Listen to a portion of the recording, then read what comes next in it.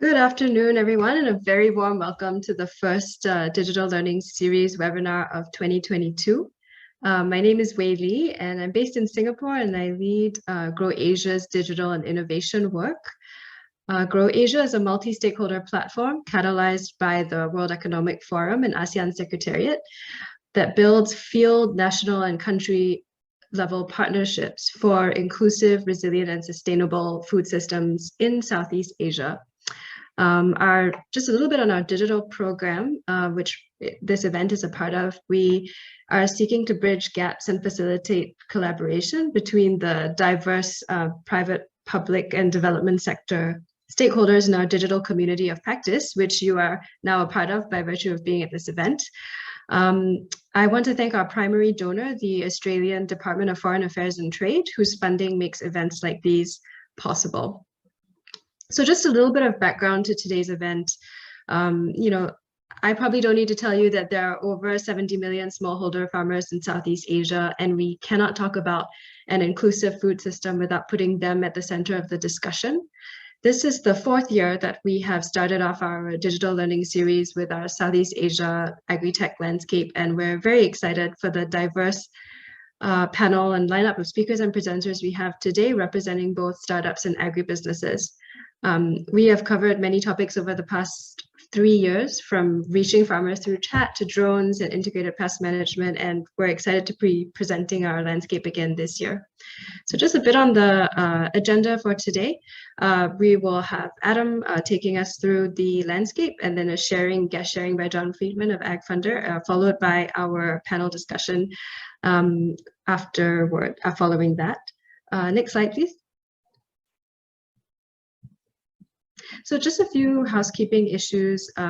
If there are any technical problems at all, please send a message to the host that you can see in your chat window listed as Padang admin, or just shoot a quick email to community@padang.co. Any questions for the speakers, please put them in the Q&A chat, but you can introduce yourself in the chat box. That just helps us keep it a bit cleaner and allows our panelists and presenters to respond to you directly in the Q&A. Yes, so please do feel free to introduce yourself in the chat. We will be recording the presentations, and they will be uploaded to our website within a week after this event, and we'll be sending you a link to the recording as well. Next slide, please. So just a quick poll to get and a sense of who's in the room. Just 2 quick questions. Where are you based, and what type of organization do you represent? Please go ahead to launch the poll. We generally have a pretty diverse lineup of participants. And so it's always nice to give everyone an idea of who's in the room. When our events were in person in Singapore, of course, we couldn't have so much regional representation, or even folks dialing in from Europe, or occasionally from the US as well. But we're excited that being on Zoom in a way allows us to have a broader reach.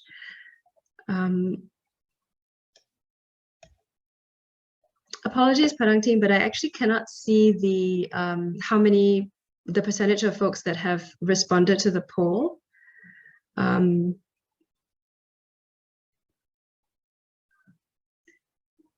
Feel free to show us the results when you've hit a critical mass. Sure. We are at 76%. Yeah, go ahead, please. All right.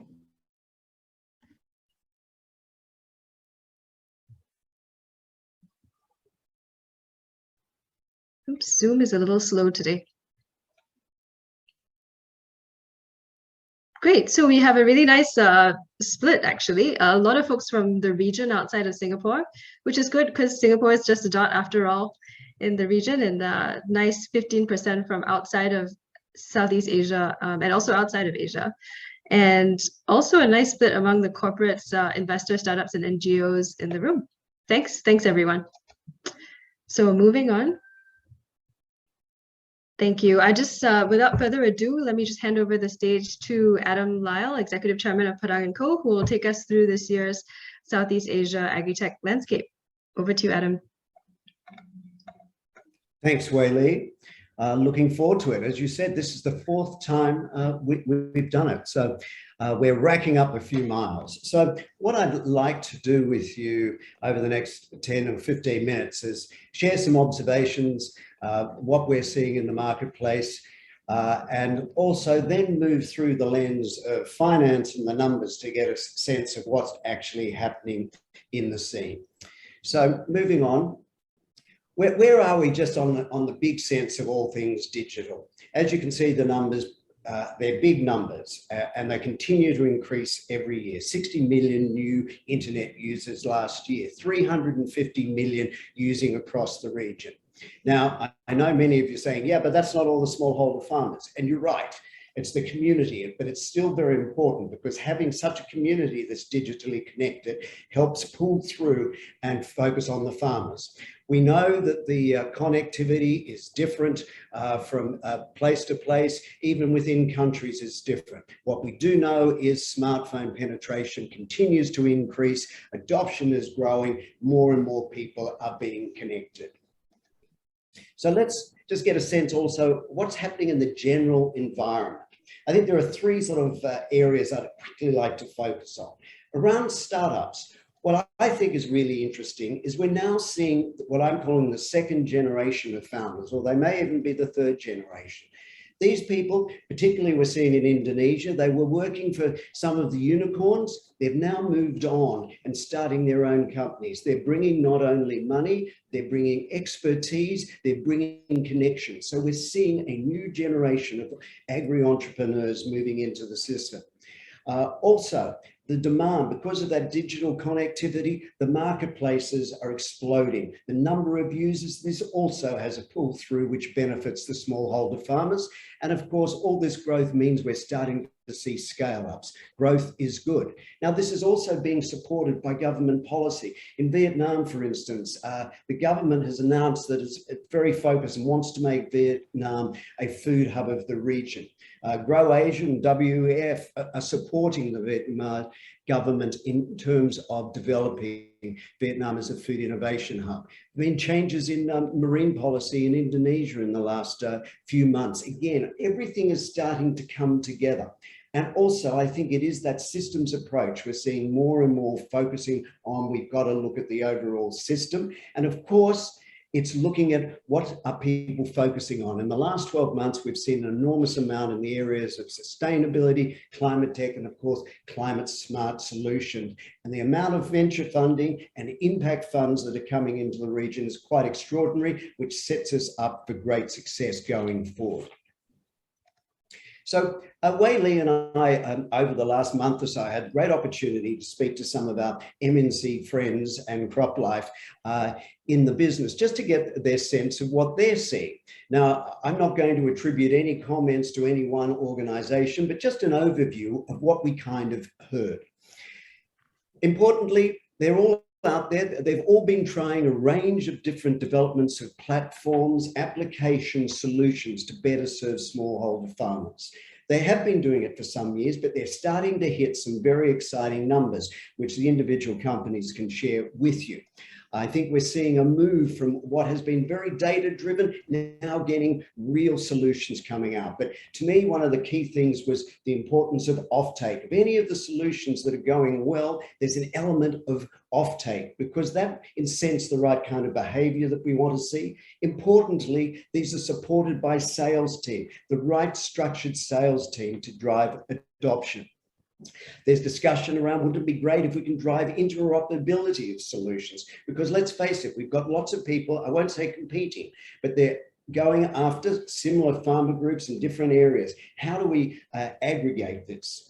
Also, the difference and the importance of combining solutions with finance and logistics so that we are getting the right solutions. And also we're seeing the FMCs, I beg your pardon, MNCs, CBCs coming into play. And we're also seeing more and more venture builds coming out as we examine the opportunities and build through those to complete the solutions.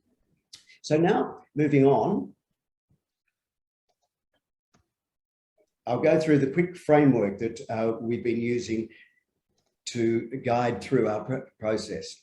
So one of the problems that we're facing is lack of access for the smallholder farmers, whether it's information, access to markets, services, machines, and labor, and quality inputs. They're the problems.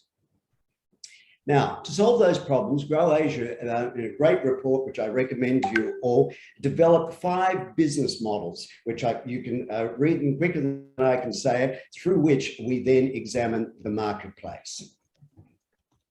And as you can see, those 5 business models then line up pretty closely to the particular problem sets that the smallholder farmers are experiencing.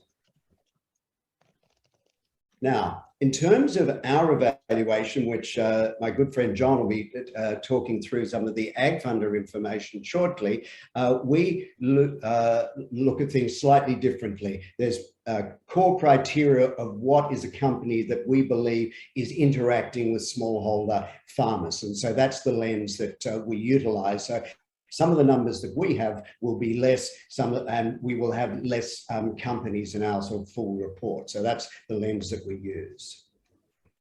Now, getting on to the landscape, what's been happening? Well, here we are. We've this year come up with 157 companies in the landscape in Southeast Asia. Now, that is actually a small decrease on last year. The reason? Sadly, some companies have exited. They've ceased operations. Some have been acquired, and that's actually something that we ultimately see as a good thing.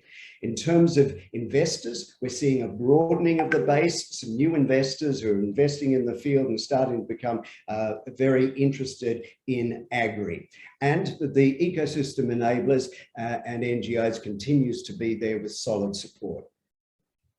Now, here's the money slide, and thanks to AgFunder for their support and providing and supporting some of our data and complementing our data.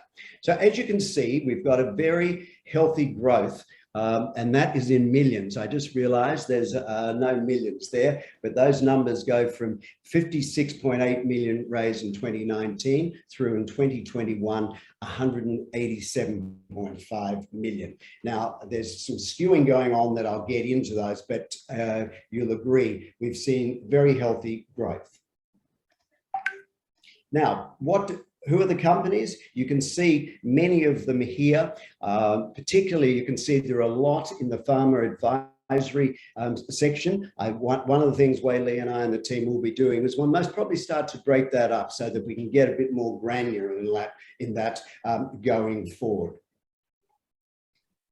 So here are the actual numbers, just you can tell from the screen. And as you can see, 83 in farmer advisory, all the way through to peer-to-peer lending down at 11. Now, it's not all peer-to-peer, and we're going to hear from some more finance later. I think we'll most probably start to amend that titling as well. But that's the spread, obviously skewed towards farmer advisory.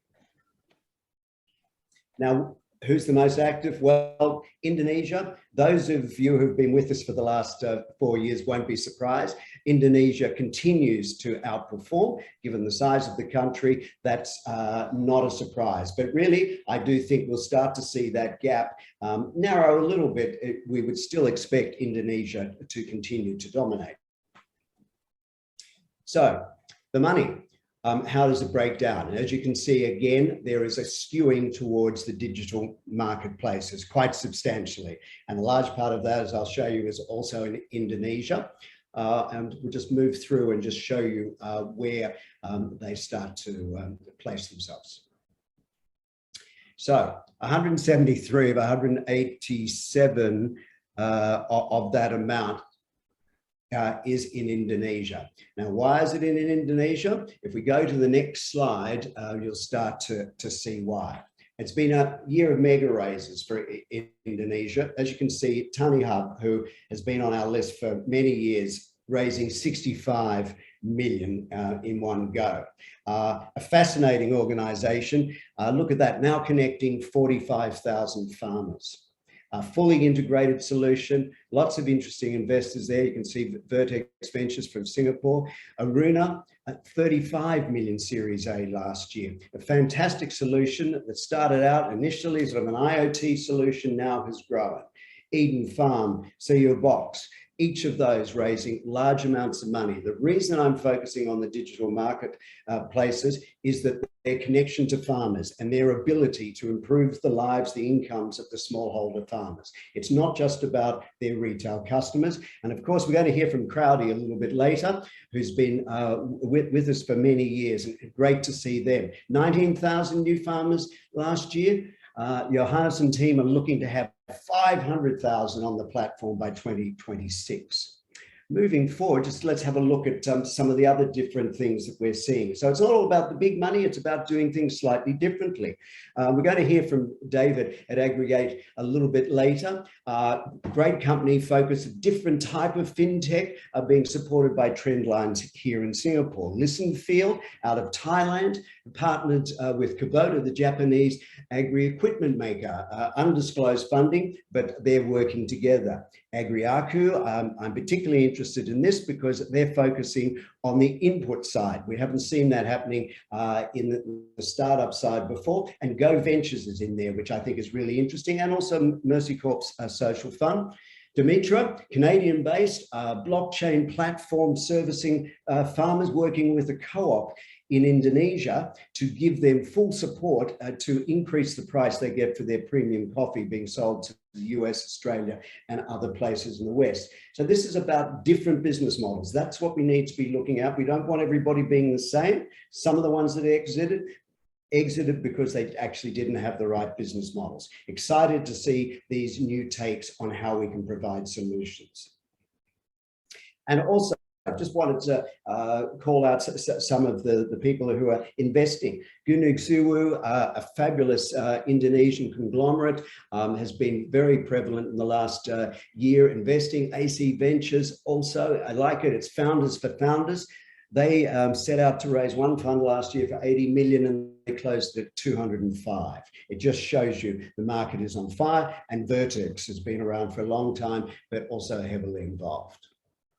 I'm coming to the end. We're also very fortunate, again, to have a very sort of lively support system in the region, whether it's challenges or accelerated programs. They're all there across the region supporting the startup ecosystem. So just very quickly, in my final couple of minutes, a few predictions. First of all, I'd like to go back and sort of nail myself to the mast on last year's predictions. We're talking about MNCs will play a significant role. Well, I think that's the case. They continue to be there. We still need big will always be there. The rise of sustainability-focused startups. Well, we have seen some come there. David can talk about some of his approaches. That is certainly something that is just going to continue, and consolidation of feature-driven startups with large entities to drive scale. We've seen a few acquisitions, not as many perhaps as I may have thought might be happening. So let's see. Now sort of moving forward for the year ahead, and these predictions are coming from me. Don't blame anyone else but me. I absolutely believe the big are going to get bigger, whether we're talking about the ones I've just profiled or the MNCs and their operations, because if you looked at the number of farmers that they actually have, the valuations inside those MNCs would be quite large for those units. So I think we need to be looking at how we are valuing activities, lots of opportunities. One of mine that I'm a big believer in is the convergence of first mile and last mile. As we're starting to see the different players come into the market, I believe we're going to see that get closer and closer. New entrants, new approaches. People like Microsoft, Google, Amazon, AWS, they are in the market, they're providing services. I don't think we've seen them develop their services to the full extent. And they're just a couple that I'm thinking of. I think we always have to be aware of adjacent markets. Where else might people be coming from entering our market? And finally, I think we all know what happened in Glasgow. We're looking forward to Egypt this year. What's going to happen? We just know the time is now. There is no time. So sustainability, climate tech, and climate smart agriculture solutions are what we need. The money is there. There is no doubt that the money is there for the right opportunities.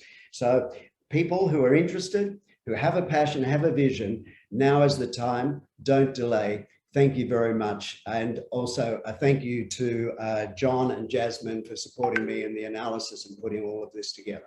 Thank you. Thanks so much, Adam. Please take a deep breath. You've done a good job staying exactly on time. Now we'll just hand this virtual room over to John Friedman, who we're very excited to have this year with us to share insights from the recently released AgFunder Agri-Food Tech Investment Report and some of the implications and takeaways for Southeast Asia that he has to share as well. Over to you, John.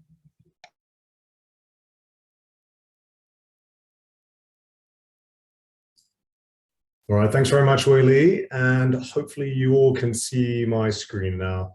Yeah, really fantastic landscape overview, Adam. I love how you really dig into the Southeast Asia specific numbers, obviously relating to the conversation today, the technologies that are going into the hands of the smallholder farmers and making that difference. We're going to take a slightly higher level review on some of the investment numbers that we've just published. So every year AgFunder releases our annual sort of homage to the agri-food tech sector, starting in 2013 when we launched as essentially a blog to create more awareness and interest, drive more capital investment into the agri-food tech sector. Back then, it was less than sort of 1% of venture capital money going into agri-food as an industry. We've come a long way. Since 2013 up until 2021, the full year numbers which we've just published, we're now looking at $51.7 billion going into the agri-food tech sector as a whole over the last 12 months. I should also just sort of make clear, what we're talking about in terms of agri-food tech, or the numbers that we're mapping. This is truly across the value chain of ag and food, all the way from upstream, on the farm technologies, digital farm management solutions, IoT, seed genomics, drones, all the way through to sort of midstream supply chain, agri e-commerce marketplaces, a big sector which Adam touched on and has definitely played a large part in our analysis, and some of this sort of sub-sectors that we see receiving a lot of investment over the last couple of years. And finally, all the way down to the consumer end of the spectrum.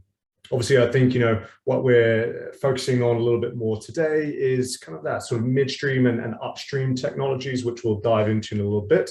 But just at a headline level, really healthy 85% year-on-year growth from 2021 investments versus 2020. This is about 16x from 10 years ago. So really fantastic influx and increase in money going into investing in innovation across the food system, as Adam said, increasing amounts of capital being put to work in this sector. Just to break it down again, between upstream and downstream, I think what this slide shows is the stark divergence between investment between the two sectors. Obviously, downstream has really been a focus of the investment community for at least the last 8 years, as this chart shows. But we've seen in 2021 a wider gap emerging, and I think this makes a lot of sense given the types of technologies that are sort of captured within the sort of downstream space. Think of it like your sort of last mile delivery, your food services, your e-commerce, all of that are the types of technologies that we include in the downstream sector. And again, it makes perfect sense given we've all been surviving through lockdown and the sort of new COVID normal over the last couple of years, and relying increasingly on technologies to bring food to the consumers in our own homes. I think one thing that is interesting, however, is we do see increasing number of deal counts on the upstream side. So 60-40 roughly in favor of upstream deals, perhaps reflective of an increasing recognition that we still need to be innovating and investing more at the farm level. Again, tying back to some of the thematics which Adam mentioned in terms of increased awareness around the climate impact on our food system, as well as the urgency to solve some of these bigger problems. In terms of investment volume by stage, I think the easy way to account for this is basically take the dollar investment activity in 2020 and basically double it. You know, total volumes across every deal stage were about twice as much as 2020. And again, echoing some of the points which Adam made, you know, we tend to see specialist agri-food tech investors, for example, AgFunder, other players, increasingly dominating early stage rounds, and another sort of profile of investor, which I'll touch upon a little bit later as well, are the sort of climate tech focused guys, sustainability focused funds, impact funds, which are, you know, springing up. And as Adam mentioned, a couple of new launches in the past 12, 24 months, you know, anywhere from the DFIs all the way to specialized funds within established generalist VCs, looking to carve out capital and allocate that specifically towards solutions solving the problems of climate change. And I think finally at the growth stage, we have seen an increasing number of generalist investors joining the rounds and starting to dip their toes into the agri-food tech sector, where perhaps they've previously not been investing. Funds out of the US like Andreessen Horowitz, Endeavor Catalyst, GGV Capital, as well as players here in Southeast Asia, established generalist investors such as Insignia, Vertex Ventures, OpenSpace, to name a few. Just diving into the breakdown by category. Once again, we've already talked a little bit about the sort of the split between upstream and downstream, and this is where it starts to get a little bit both interesting and perhaps you know, food for thought in terms of you know, where, excuse me, where the money is flowing to. So yeah, I think we can all appreciate that we have a very wide range across the value chain of agri-food, and so obviously different investors are allocating capital towards multiple different sectors, literally right across from farm all the way down to the consumer and everything in between. The pie chart here shows the number of deals by category. As we can see, e-grocer has truly dominated with over a third of the total number of investment financing rounds through 2021 going into this one category alone. It's an increase of over 180% of financing going into e-grocery compared to the previous year. The second largest slice of the pie, as we can see, innovative foods at 9.3%. Again, really hot area within the agri-food tech space, double the amount of capital that we saw in 2020. Together, these two categories account for practically 45% of total investment dollars raised in 2021. I do need to make mention of the fact that 5 billion of the 18.5 billion, as we can see here, which sort of splits out the total amounts of financing across the categories. So 18.5 billion going into e-grocery, 5 billion of that alone was raised by Chinese tech companies. So if we strip out that sort of China effect, we do still see approximately 34% going into the e-grocery and innovative food category. Diving into geography, which again is sort of bringing it slightly closer to home. You know, we do see that the US still attracts the lion's share of agri-food tech investment, although we have seen obviously strong ecosystem growth and investor interest witnessed in both Asia and Europe. A number of countries here, for example, Singapore, making its way up the rankings, as well as other emerging markets, slowly working their way up towards the top of the leaderboard in terms of investment into startups within that particular market, or startups raising capital from that particular country. Investment in the rest of the world outside of the US remains largely a downstream game, again, reflective of kind of the more popular, more consumer-focused technologies. Of the 30.7 billion raised outside of the US in 2021, 70% of that went to downstream ventures. As we can see here as a general breakdown of the regions. So once again, America dominating, but some strong increases out of Asia and Europe over the past 12 months. Moving to Southeast Asia, and again, at a slightly higher level than the numbers which Adam dived into. So across Southeast Asia agri-food tech, we saw a really healthy gain The total region across the sector raising 1.6 billion in 2021 compared to just shy of 730 million in the year before. So that's a decent 120% year-on-year increase. Companies like, as you can see along the bottom here, Life Technologies and Shop Meats here in Singapore, delivering everything from fresh food from the farm to cultivated meats, to obviously e-fishery and very own Crowdy from Indonesia, focusing arguably more towards the smallholder end of the spectrum. The percentage of total investment raised by Southeast Asian companies remains constant at around 3% of the global pie, which arguably speaking is still relatively modest compared to more mature markets of similar population size. Nonetheless, it represents a 10x growth compared to the numbers that we saw in 2015. Within the region, as we see, Singapore continues to top the tables. Now, obviously, this, if you were paying close attention to Adam's slide, you'll notice that looking at it across the sector, Singapore is at the top with over $940 million raised in the agri-food tech space.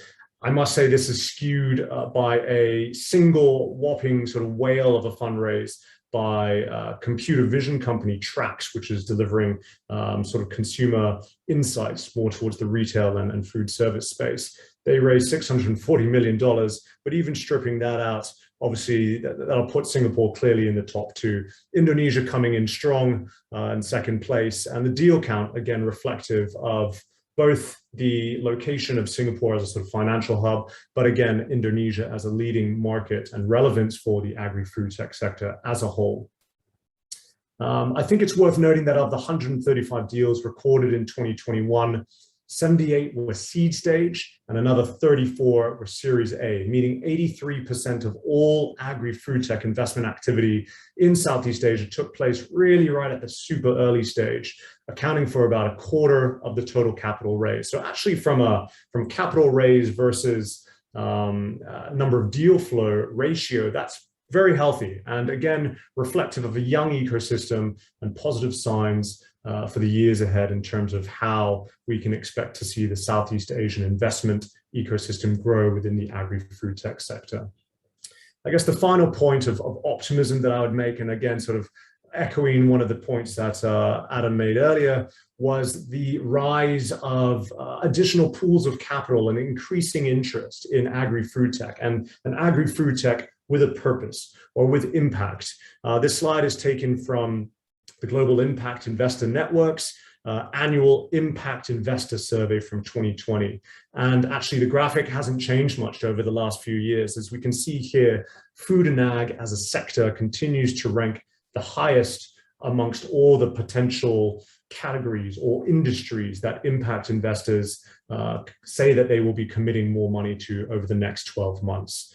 So really, evidence of this convergence of both pools of deployable capital as well as sort of philosophies, and this obviously ties strongly back into the thesis and role of smallholders and the role that they play in our global food system, but especially here in Southeast Asia. The ability to create a strong narrative to measure both commercial gain as well as social and environmental impact in the solutions that startups are bringing to the table, delivering those quantifiable metrics back to both their stakeholders, their shareholders, as well as society at large. I have no doubt will continue to drive increased awareness and investment activity into this space, which, for the last several years has still largely been overlooked. But again, thinking back on some of the statistics shared in terms of the increasing investment flows into upstream, the increasing rising tide of activity that we're seeing here in Southeast Asia, and again, the role that impact investors can play, all bodes very well for the growing dynamic that we see in this particular sector. So that just about wraps it up from my side. I appreciate your patience, and if you've got any further questions, we'll be sharing the investment report later to participants, and you can reach me at john@agfunder.com. Thanks very much. Thanks, John. Actually, I'm going to quickly pose you a question that I see in the chat from Cedric. He asked if you have a view on why Thailand is sort of behind other markets in terms of capital raise and deals. Any thoughts? Always a good question by Mr. Chaudron. I think, Thailand for many decades, right, has relied heavily on the established MNCs. It's been a leader in the sort of food manufacturing, food production center of Southeast Asia. We've seen a number of innovation activities obviously spring up in the last few years, where the MNCs are partnering with institutes of higher learning to create new ecosystem plays and help to launch innovative startups coming out of universities and research labs. We've had, backing from the likes of CP Foods, Taiwan Ventures, obviously, sorry, I should say Taiwan recently announcing a few months ago that they're launching a dedicated venture arm to focus on more of the B2B side of the supply chain in Thailand. So I think it's kind of the sleeping giant, as it were. No doubt we're going to see a lot more activity and investments and deals coming out of Thailand in the months and years ahead. As a sneak peek, here at the Grow Impact Accelerator that we run, we've just announced our new cohort of startups. And yeah, happy to share that we've got strong representation from the Southeast Asia region. Once again, a couple of newcomers to the cohort. So yeah, really exciting evolution in this space. Thanks so much, John. So with that, I wanted to hand us over to our panel to take us from the big picture all the way sort of down to the field level. We have a diverse panel with us today. Christine from Jiva, who is working on farmer advisory there. David Chen, who's the CEO of a startup, Aggregate. Fika from Crowdy. Xiang He, who's director of CropLife Asia, and myself will be moderating. Padang team, if you could get everyone spotlighted, that would be great. So last year we took a bit of a deep dive into farmer advisory services, where we, as you've seen in Adam's deck, have the largest number of startups, and talked about the effect of the pandemic on farmer advisory business models. But this year we'd like to dive a bit deeper into financing for smallholder farmers, because this has really been a theme that GrowAsia has seen as an issue that really underpins actually all the other types of solutions that are targeting farmers. And so we would like to talk about how this fits into the work that our panelists do, and whether it's a part of their core service or part of ecosystem support for smallholder farmers. So to kick off, it would be great if we could just go around the virtual room, and if everyone could explain how your work enables or just touches on financing for farmers. Maybe since Christine is highest on my board, if I could let you go first. Sure, happy to. Yep, so I work on farmer advisory at Jiva Agriculture, based in Singapore. So to answer the question quickly, financing is a massive part, it's a core pillar of what we do at Jiva. I'll just give a little bit of information about what Jiva does and why it is so important. So Jiva was born out of a ton of research. So the team and I went to India, Indonesia, and West Africa, and we started to ask farmers a lot about what were the problems they faced, every single day in running their businesses. And what was probably the most surprising thing was that they were almost the same, in every different culture, across crops, across countries, across climates, anything. But what we also found when we dug sort of one layer deeper is that pretty much every problem that they faced, we would need some type of financing to unlock or unblock.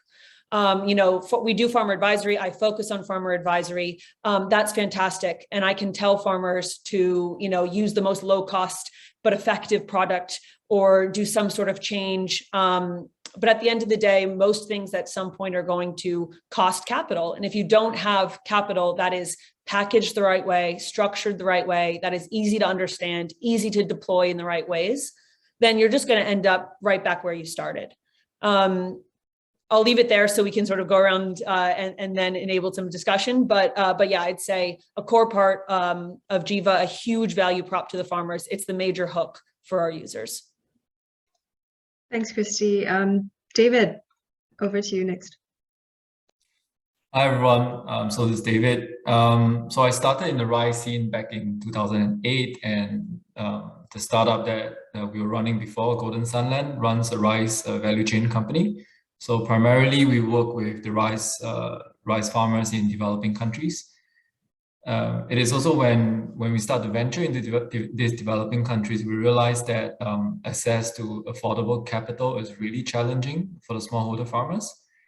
And we eventually see ourselves picking up additional responsibility to connect them with reasonable lenders, or sometimes even extend credits ourselves.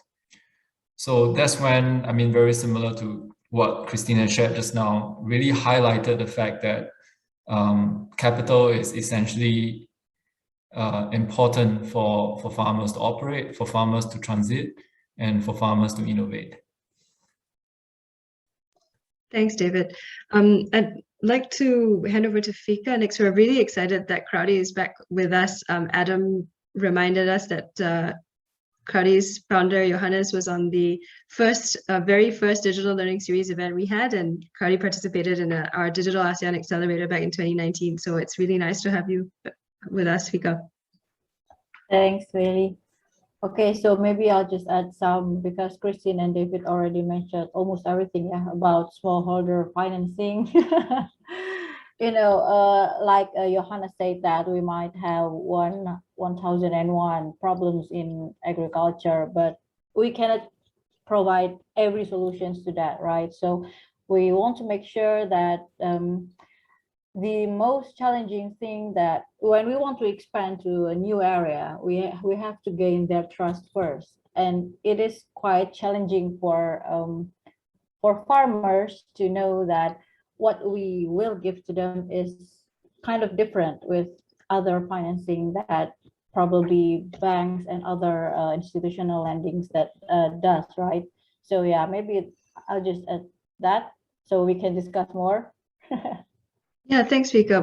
And we'll dive a bit later on into, I think, how the P2P model has also evolved, because I think that's really interesting. Last and certainly not least, though, Xianghe, I think you have a different perspective as from the association and from a sort of a bigger agri-input company perspective. So I'm curious if this issue of financing has come up in your work at all. All right, thank you really for your kind invitation. So CropLife Asia is a non-profit organization. We are a trade association, and we represent people like Bayer, BASF, Corteva, Syngenta, FMC, and Sumitomo. So within that space, we continue to develop technology for crop protection, seeds, and plant biotechnology space. But most interestingly, our members have pledged to invest $10 billion into innovation in relation to precision and digital technology by 2030. So again, Adam said, where the multinationals and will continue to invest in this space. So I'm also would like to share, we just completed an ASEAN policymaker survey on climate change impact on ASEAN agriculture. So we went across from last October, and then the outcome from the policymaker survey mentioned very clearly, they are afraid of farmer access to finance. More than 20% of them are concerned that farmers are not able to access technology. And going back to David's question is ability of farmers to acquire technology because they don't have the income, and then relates back to consistent ability of income from their produce. So with climate change impact will definitely be depleting a lot of impact on the ground, be able to afford technology. So I'll keep this there as a kickstart of a next set of discussion. But again, the governments are really concerned on access to finance at the farming level. Thank you. Thanks, Xianghe. That statistic is really striking and very current. I think hot off the press, right? That survey must be. I wanted to go back to David actually to ask about why the pivot to agri-fintech, because this is, I mean, agri-fintech is sort of the hot out of all the sort of currently popular topics, and because you already had a successful, rice production company, as some of those based in Singapore would have heard of, up and running in Myanmar and selling retail in Singapore. I was curious if this was a response to external events or something that you kind of always had in mind. Thanks, Weili. So the current landscape in Myanmar presents a different set of challenge. However, I think it's safe to say that agriculture will remain a primary industry, and rice will always be the key staple. Even when circumstances were more normal, most smallholder farmers do struggle with access to affordable short-term financing. So to put it quite bluntly, the best technology out there, the best product, the best seed will not be able to bring any positive impact unless the farmers can afford them. And this is also why the sector is considered knowledge rich but solution poor. And from a simple human behavior perspective, if I'm worried about putting food on the table tomorrow, I wouldn't have the mind space nor the risk appetite to take on a 30% interest loan to innovate for future generations. So this kind of really sets the stage for Aggregate, the agri-fintech company we co-created with the Trendlines groups. I think the objective is really to help the lenders better access and appraise this group of borrowers that they have previously deemed unbankable. By doing so, I think we have a chance at making loan more affordable and accessible to the farmers. At the same time, to be able to build a commercially viable model for the lenders to reach out to this untapped market that has a significant financial gap at this point in time. So we do realize that Golden Sunland's growth is very much dependent on us working together with farmers. But if every single farmer that comes to Golden Sunland requires some sort of capital support, capital provision and credit provision is not Golden Sunland's business. And we have to be able to link them up with capital funders in order for the rice value chain company to sustain. So that's really pretty much why we kind of spin off Aggregate. And after we spin off Aggregate, during the co-creation process, we also realized that actually this need not be limited to just Golden Sunland's contract farmers. In fact, we could actually extend this everywhere else, as long as they are smallholder farmers and as long as they require capital financing. Thank you. Thanks, David. I think you're getting at how important it is to create sort of an ecosystem of support for farmers, which is something that Christine also alluded to earlier. Christine, I wanted to pose this question to you because I understand that Jiva employs a closed loop model where a loan is extended to farmers at the beginning of the season. And we kind of chatted about this as a panel in our catch up last week. And we were talking about sort of some of the pros and cons of that, depending on your perspective, which we can get into later. But to set that up, I also wanted to ask what was the staging like when it comes to onboarding farmers? Where does financing fit into that process when you're actually in this very and I understand face-to-face intensive process of onboarding farmers onto the Jiva platform? Yeah. I'll take the question piece by piece. So first thing I would say is, and this is another point entirely, but really important for the purposes of this call and sort of the agricultural sector more broadly. But we don't give loans. Really important.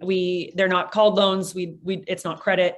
What we call them is advances, and that is for two reasons. Number one is the licensing behind a loan is really, really complex, and we do not have that license. And number two is that there are cultural norms around loans, and actually loans in some cultures are not seen as something that's good or something that's even sort of legal under certain religions or other belief systems. So we give advances, and what that looks like is essentially a farmer will sign up to a community agent, or they'll reach out to a community agent. We believe very strongly at Jiva that there has to be an interface between the farmer and technology. There has to be a friendly face, someone to actually speak to and call in order to sort of bridge that gap to technology adoption.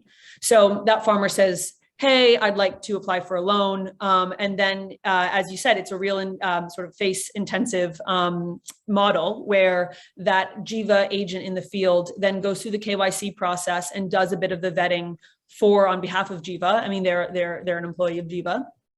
And then what we do is we say, okay, based on your land size, based on the details in your KTP, which is sort of the identification card in Indonesia, where Jiva operates right now, we will then give a certain amount of advance. And what that does, and the reason why we think it works and it's a bit novel, is that that's a digital advance. It lives with the agent on your profile on the phone.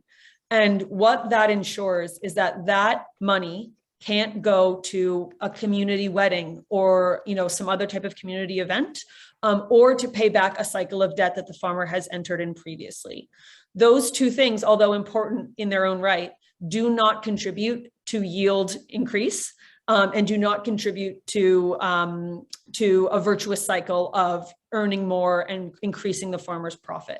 And that's ultimately what we're trying to do. So it's actually very, very early on in the piece that we say, okay, in order to sign up to Jiva, in order to really be sort of a full user of the Jiva product, we consider sort of our loan takers, or our rather advanced takers, as those customers.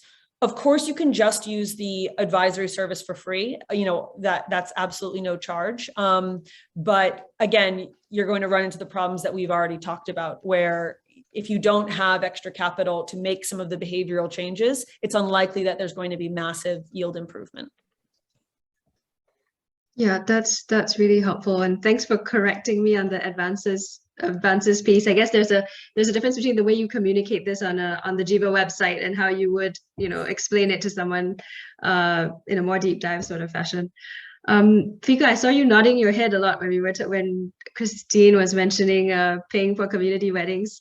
I think that has also been a part of Crowdy's journey, right? From P2P to the model that you're using now. I would love if you could share with us a bit, because Crowdy's been around since 2015 or so. I think it's been 16, yeah, 7 years. Around, Yeah. So how has the model evolved since those early P2P days, and has that been related to the broader P2P lending developments in Indonesia? Yeah. So actually, it has been a response to the expanded needs from the borrowers. So at first, it was hard when it started, right? You know, gaining trust from the farmers, and to make that the farmers see if you use our supply, just like what Christine said, Crowdy also do not give loans in cash, right? We give cashless loans as in input supplies. So it does not go to community wedding or new motorcycle for the farmers, for example. So as many farmers and more farmers see that, my friend, they get higher yield, they got increased productivity. So more farmers come and they ask for loans. So that was pretty much why we switched to institutional lending. Also, since the farmers, they are hard to get to fulfill the requirements from banks, and also to get access to banks. Some of farmers do not have bank accounts, right? So we also help them with, if you get your bank accounts, you may also get, extensive potential to get loans, not only from Crowdy, because from Crowdy, you will get input supplies as your loans. But when you have increased productivity, it means you will have increased income, right? And you can save your money in the bank account. So we also, give them the financial literacy to switch from cash full financing into for their household. Yeah. So that is why also to help banks, because banks also give loans, core in Indonesia. We also have cooperation with banks to be their enabler, for the farmers. That's very, very interesting, and it's definitely a theme that we have also been hearing from our partners about different sort of fintech on-ramping tools or literacy or trainings to farmers as a way to kind of help them on board to receiving either digital, starting a digital wallet, but also getting connected to the more traditional source of financing, actually through banks. Sang-hee, I was also curious how, if you see a role that agri-input companies can play in this whole process, and to give you the chance to explain a bit more on whether any of your members have been addressing the issue raised also by and acknowledged by ASEAN as well. Yep, thank you, Willie. Yes, for example, some of our member companies in India have partnered with banks to actually do both partnership to roll out some of the incentive or so-called finances to smallholder farmers. We have some member companies foundation working with them with smallholder farmers, also rolling out certain support. But I want to go back to the fundamental discussion is agriculture farmer livelihood is a circular economy.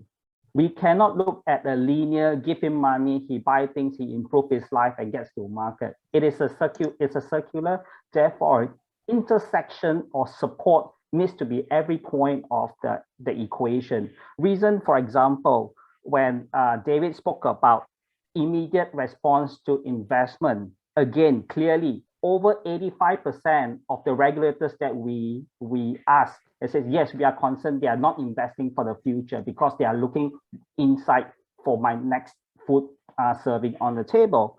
The others are over 85% are also concerned farmers are not adopting technology at the pace to equip with the climate change and adaptation and mitigation. So what we have discussed here are very shared across the regulators. And I'm happy to say that the report will be out by 22nd of April. More than happy to share with the team once we have the sign off by ASEAN government.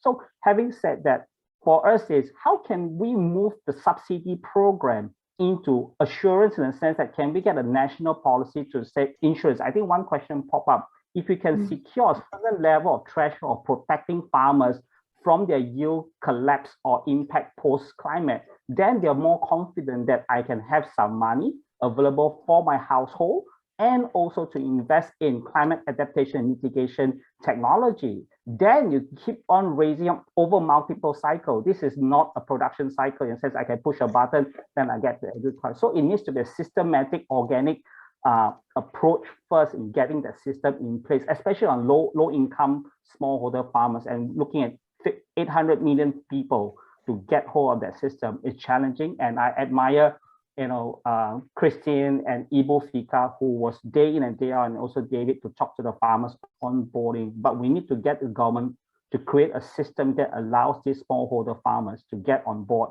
in a larger, more protective environment. Sorry for a long-winded experiment, but I just want to make sure that it's a circular, there's no single point, a linear equation type of intervention. Thank you. Thanks, Yong-hee. Actually, that's a very good point that we didn't sort of chat about this beforehand, but I'm curious if any of the panelists have been working with governments at all in the countries where you're currently active on policies related to smallholder financing at all, and if you'd like to share on how that's going or not going. You're welcome to name the country or not name. Also, it's fine.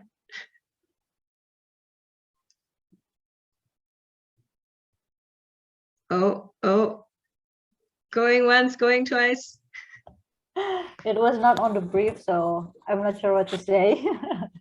But regarding policies, not yet, yeah. But we always involve governmental, like agricultural extensions when we want to give workshops for the farmers. We would like to involve them as much as we can, but maybe in Indonesia it's quite hard to get on top of how the government works here, but we want to be as friendly as we can, so to make them see that actually we are doing something here and maybe we need your help, something like that.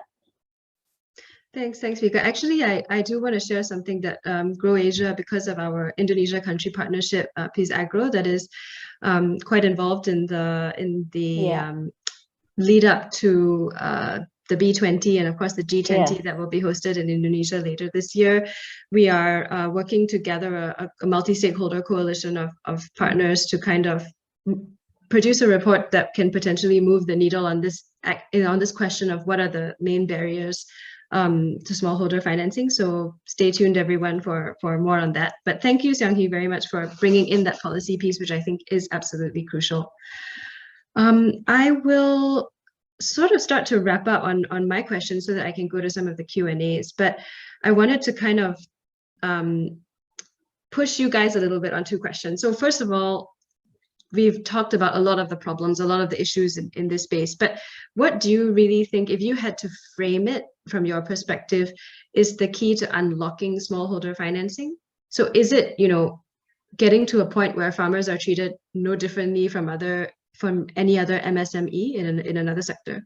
Is it about making the business case for commercial banks to lend to small scale producers? Is it about creating mechanisms for impact investors to invest directly in farmers? And it can be something that I haven't mentioned. Those are just examples that came to mind. I'd be curious to hear how you would frame the key to moving the needle in 2022. David, you unmuted yourself. Yeah, so I don't mind kickstarting this. By the way, you threw us a curveball just now. It's very difficult to talk about government suddenly. Well, okay, yeah, sorry. Nobody said anything, so we can keep going. I was about to say that the public sector have the strength, working from a top-down approach. Startups are nimble. We go from bottom up, and hopefully we meet each other halfway. Yeah, I mean, sorry. So going back to your question. So when I was working closely with the farmers, I guess it's easy for us to say things like lenders in these sectors are greedy because they charge super high interest rate. I would like to think that not all the lenders are the same, because after we do a deep dive, we realize that there is a significant knowledge gap on the lender's end.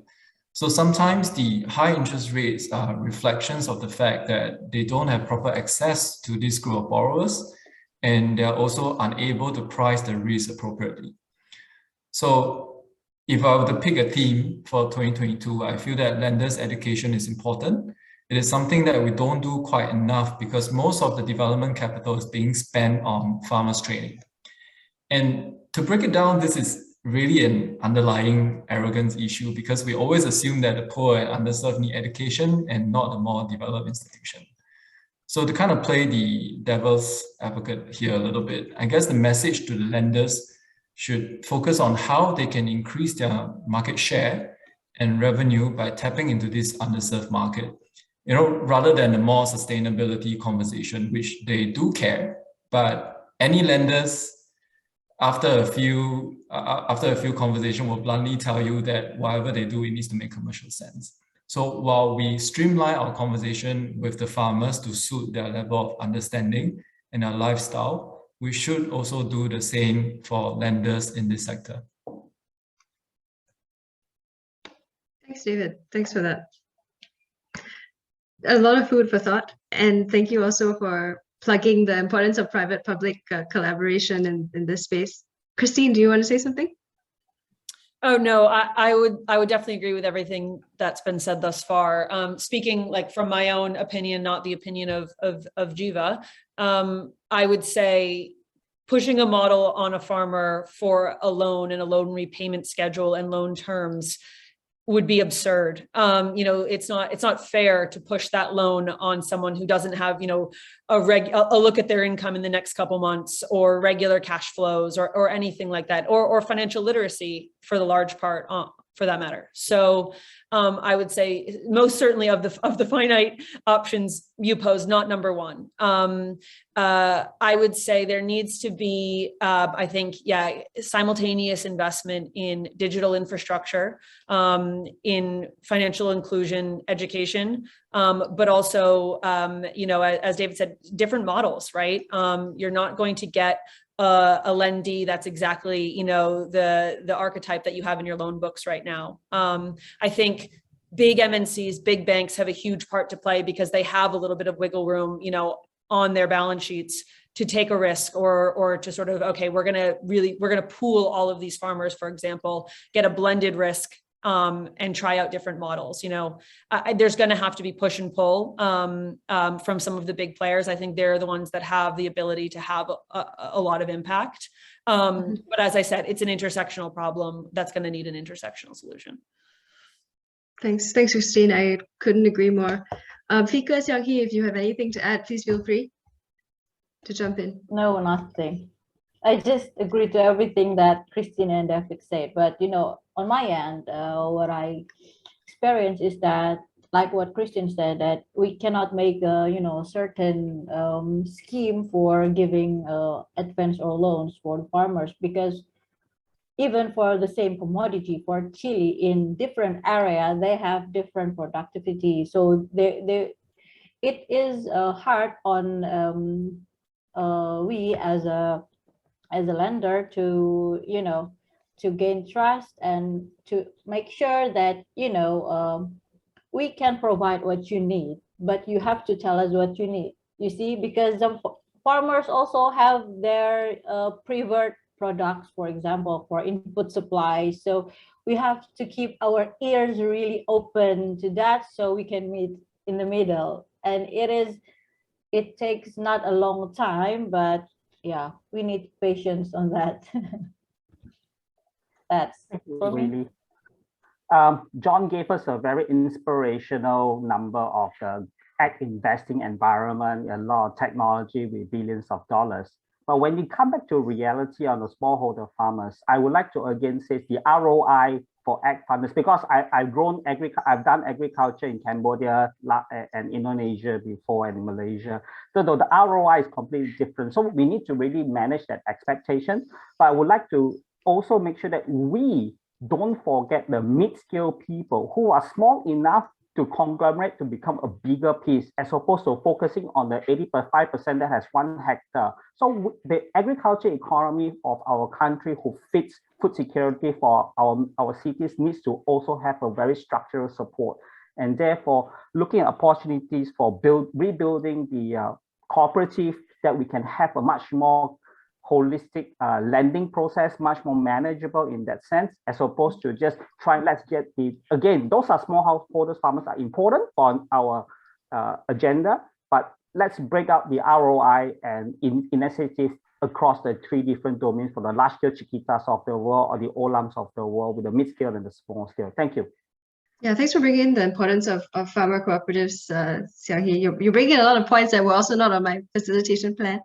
But I wanted to go to some of the questions in the Q&A. So Fika, there's a question specifically for you about the percentages of default loans and sort of how many investors don't receive their initial investment. Yeah. Do you see that question in the Q&A? Yeah. Okay, but maybe it is not my expertise to answer this regarding to finance. Maybe we can talk about this later. No worries. Because, no worries at all. This I have no idea. Sorry. Because the person who asked this question asked it anonymously, if you want to send us an email or drop a direct chat to Fika or myself, sure, so that you can let us know your email, we can also follow up with you. Okay. I realize we're coming up to time, but I wanted to ask one question specifically on whether any of you are working with managing the risk of crop failure due to climate change or weather uncertainties, whether that has come up as a major issue and whether you're looking at insurance mechanisms, or how are you generally tackling that? David? Every time we talk to investors, and this will come up, the reality is nobody can control the climate, which is why crop insurance is important. But crop insurance, depending on what crop you're looking at, in the rice sector specifically, honestly, up to this point, we haven't found any solution that is cost effective. During one of the pilot on the ground in Myanmar, the lenders found a creative method to introduce life insurance as part of the loan deal. So to protect the person who take the loan from any mishap if there's a typhoon or whatsoever.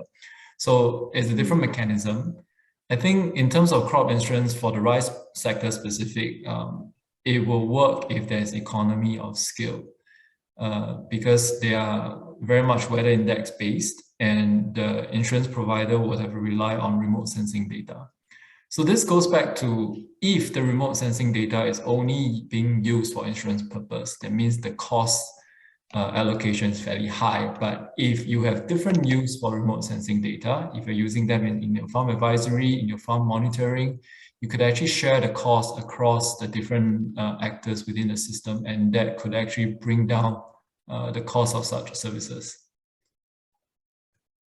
I think Xiang He has something to say.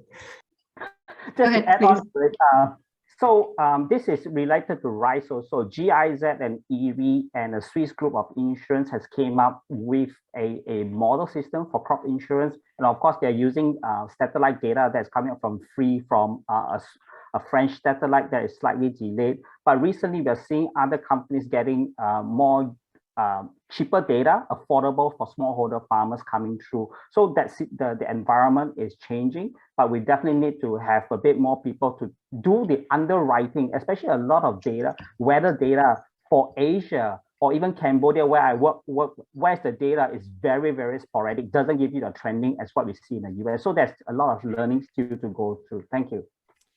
I'll just jump in here for a second and bring us all back to first principles again, which is when working with a rural smallholder population, oftentimes what happens is that the population doesn't understand insurance. So we know from our seats that insurance is a really good idea, particularly in a rapidly changing climate where, you know, yields are even less guaranteed than they were previously. In practice, when you're boots on the ground talking to farmers about either paying extra for some type of insurance or just accepting insurance as part of, you know, whatever package you're offering them, there are a lot of inherent risks, not only in their understanding of what they're purchasing, but also they may think that they qualify, for example, for a rebate or for some refund. And then you have to deliver the message that actually that's not how it works. And then you're actually eroding community trust. And there are a lot of other issues. So I think it's a really, really easy thing to say, yes, of course, you know, we need to do this. But the practical application of insurance in these communities is very difficult. Yeah, thank you. Thanks so much, Christy. I see vigorous nodding, and I think we can all definitely agree that when it comes to communicating with farmers, their understanding is the most important, rather than what we think we're trying to communicate or whether we think we have the solution. I'm conscious of time, and I'd like to respect everyone's time on this call who's you know joined us here today, and especially to you, our great panel, who's been so engaged and responded to all the sort of curveball questions that have come up. To everyone on the call, apologies that we couldn't get to all the questions just because we had so much content today. If you would like to drop me an email, which I'll put up my email address later as we're wrapping up, please feel free with your question so that I can direct it, because some of the questions have been posed anonymously. So thank you again, Christy, David, Fika, and Xiang He for your participation today. Please keep us updated as your work progresses, Xiang He, with that report as well. We'd always love to share the newest updates from you guys in our LinkedIn channels or in our community of practice. So thanks so much. Can we just go back to the wrap-up slide, Padang team? Thank you. So I just have to take a really quick poll of everyone. If you could just quickly rate the session. Could you go ahead to launch the poll as well, Padang team? And while you answer, can move to the next slide as well. Yeah, we actually have a Smallholder AgriTech Southeast Asia LinkedIn group where we post sort of reports, job posts, news about fundraisers, etc. So feel free to scan the QR code and join if that's of interest. And my email is there in case we were not able to get to your question. We're happy to pass it on to the speaker that you would like to pose a question to. But please let me know in the email who your question is posed to so that we can help you pass it on. And on that note, I think we can end the event for the day. Thank you so much, everyone, for joining us from Singapore, from the region, and from outside of Asia even. We will have our next event probably in around June or so in the next quarter. And we'll be diving into another Smallholder AgriTech related topic. And thanks again, really thank you to all of our panelists today for your time and for sharing your experiences and your wisdom with us.